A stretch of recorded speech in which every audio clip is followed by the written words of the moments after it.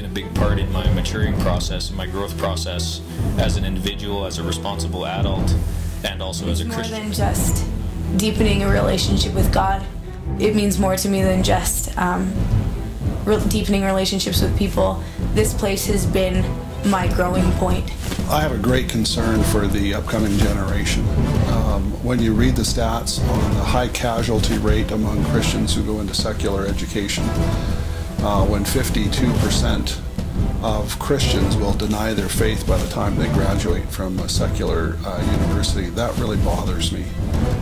When 4 out of 5 Christian young people will either fall morally or deny their faith by the time they finish a secular education, something's wrong with that.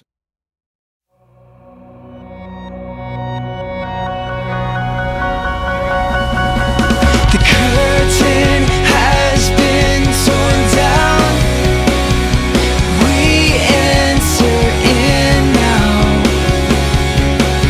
You've called us from darkness to light. We look to you to shine. We look to you and shine. We need to earn the right to preach. And if that we have validated it with what we're doing during the day, it authenticates the message we bring in the evening service. Living Faith offers, of course, good, solid biblical and theological training, practical experience in the power of the Holy Spirit, practical ministry training so that you're trained actually how to do it rather than just theory, and character development. All of those things are foundational for anybody's Christian life. Our refuge. The curtain has been torn down. We enter in now. You've called us from darkness to light. We look to you to shine. And we look to you and shine.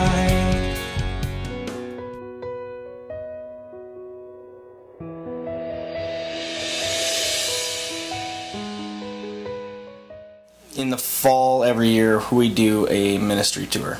On the Friday night we partner with a church in Calgary that delivers baked goods to the community. When we came to the intersection, sure enough there was somebody there hunched over, and I was like, okay, great, they'll be our last stop. So we found out her name was Rose, and we asked her why she was out here, and like it was very obvious that hypothermia had taken its effect on her, and she was very cold. And when Rose was talking about being cold, I thought, she needs clothes.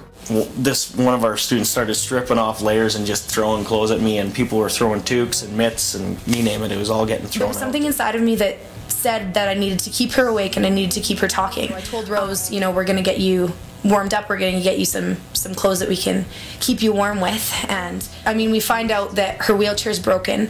That asked her, do you have anywhere to stay? And she said, no, I don't have anywhere to go. I remember lifting up her face and seeing somebody that looked like my mom, and I just thought, you know, you can't sleep on the street tonight. It was hard, because I couldn't imagine my mom sleeping on the street, and I just knew that we had to do something. And I remember grabbing the back of that wheelchair thinking, if we get there really fast, I think we can save her, and praying the whole time, and I think God really led us to her. If I hadn't been on my ministry tour for school, would I have stopped? Experiences like that are supposed to wake us up and help us to see the needs around us, and I think it's so that we can do something about it instead of just ignore it.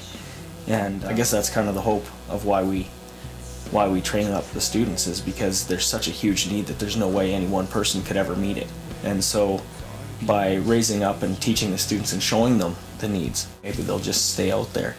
And yeah, I mean, that would be a dream come true.